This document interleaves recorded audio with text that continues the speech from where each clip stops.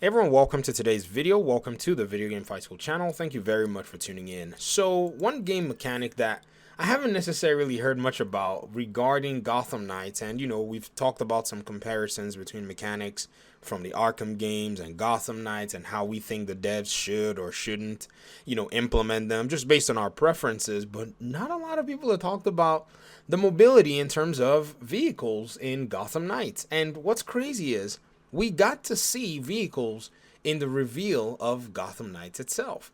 And so it's always kind of almost puzzled me that, this is a thing, but not really a thing. I don't know if players or gamers are trying to repress the nightmare that, in a sense, was kind of the Batmobile, depending on, whatever it is that you were, taking your time looking at the time you were playing the Gotham Knights game. But I have to say that the Riddler tie-in with all of the Batmobile stuff, it was a little annoying. And then adding to that, you had a lot more, villains that you only did Batmobile fights. You encountered the Gotham Knights in your Batmobile twice. You encountered Slade Wilson with your Batmobile. You encountered Mr. Freeze with your Batmobile. That got excessive, and I think players just pretty much had enough of it, and nobody wants to talk about it. But here's the thing. The truth is, from a game mechanics point of view, the Batmobile was actually beast. It was literally insanely well done and good. Only problem is it was too much for the kind of game that we have in terms of Batman Arkham Knight. So I can see why a lot of people don't necessarily want to go ahead and discuss this, because we don't want to give the devs any ideas to make our lives miserable with Gotham Knights having too many mobile type gameplay mechanics inserted into them. And I get it. But nonetheless, we still have to look at that possibility.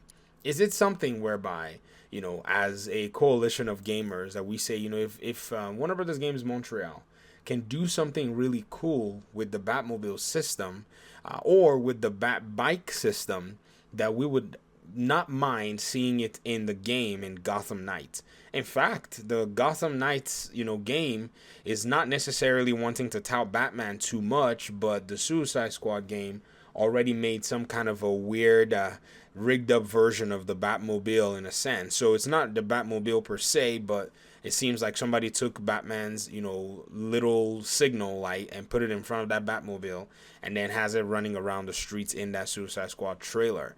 And so I definitely think that this is something that we need to explore in the game, in my opinion anyways, and I think it'll provide a little bit of depth and dynamics to it. But again, I think another thing that we have to also pay attention to is how much this adds another layer of complexity in the game design structure overall, because in our past videos we've talked about why Gotham Knights is a much more, in my mind anyways, challenging game to deal with because of the number of characters that are in that game. You see, in Arkham Knight, even though we do have a good number of characters, we have Batman, we have Robin, we have Catwoman, we have Nightwing, we have Harley Quinn, and we also have the Arkham Knight himself, aka Jason Todd. It still did not necessarily feel to me like that game had a lot of complexity in terms of character design and story. You were able to tell a linear story, and you were able to add these other characters in the middle of it somewhere.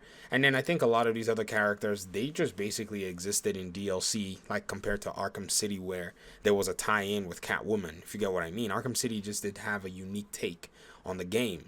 But with these characters and the way that, they have them all set up, I think the biggest challenge is not necessarily, that you just have all these characters. The challenge is that you have these characters and you have their combat designs that you really have to pay very close attention to. So in Arkham Knight, what really did allow for me to salute them in the way they kind of expanded that was they tried to at least give each of the different characters something unique, something of their own that, they could call their own in terms of combat, that they could call their own in terms of mechanics and all of the above. and it did work out for them. You could notice that each individual character, to an extent, fought, similarly. I mean, Batman and Azrael is basically the same character. I think that's one that we had to basically go ahead and just, dispel real quick. They're basically very similar characters, but, a character like Jason Todd, he is not your average, character. He is a character that they made in a very different and distinct way because of the way he fights, two projectile weapons on his hands, and all of the above. You'll see some similarities between Catwoman and even between, she and Harley Quinn. It's not necessarily something that was, that they made unique animations for Harley and Catwoman. They had similarities, but again, still, she had a melee weapon, that is Harley Quinn. And Catwoman had, even though she had some sort of a melee weapon, it wasn't necessarily central to her combat. She uses her claws to fight. And then with Nightwing and with Robin, they are two distinct characters as well. Nightwing, fights with his eskrima sticks, and then Robin, he'll fight with, something, that's different in totality. It's not necessarily something that, you just see him just, doing whatever the heck he wants. No, he fought, uniquely, that it was quite respectable in his own right. So in my mind, I think there is nothing wrong in bringing the Arkham Knights mobile system to the game. And this is coming from somebody who loathed the extensive use of the Batmobile so much. I have never come out here to do any of the time trials that I can remember. Maybe I did one and I was like, nope. If you notice, it's all empty. The leaderboards, I don't care. I'm not doing it.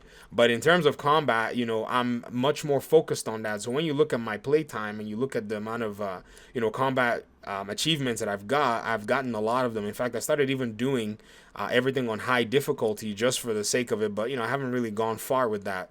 But even some of the ones on high difficulty, I've still been able to just, go ahead and rock on because I really do enjoy doing that. But even still, I still want to make a case for that in terms of depth and in terms of, dynamic gameplay aspect. Now, even if they don't do it, I still think it lends credence to the fact that the world might be expansive enough for you to need some kind of a vehicle to traverse, and that also spells a good thing. So the three things are they going to bring it and integrate it into the game in terms of the way they did? And it would be nice if they did, but to a specific extent. That's point number one. Point number two is that, even if it's not integrated into the game, it tells us that we have a big, expansive open world. And the final point is hopefully they don't do it too much that it breaks away from the the experience of the game, but instead adds to it and makes it much more of a rich experience down the road. But I wanted to go ahead and highlight this mechanic, and I just wanted to put it in front of you guys here so you can comment on it. How did you feel about the Batmobile system in Arkham Knight? I've come around, even though, like I said, I didn't care for it at the time, but I've come around to see how much of an important game mechanic it was at that time. And, I wouldn't mind seeing a little piece of it in Gotham Knights. But again, comment below. Let me know your thoughts in the comment section. I appreciate you guys so much for listening and watching the video. We'll talk later. Thanks so much. Peace out.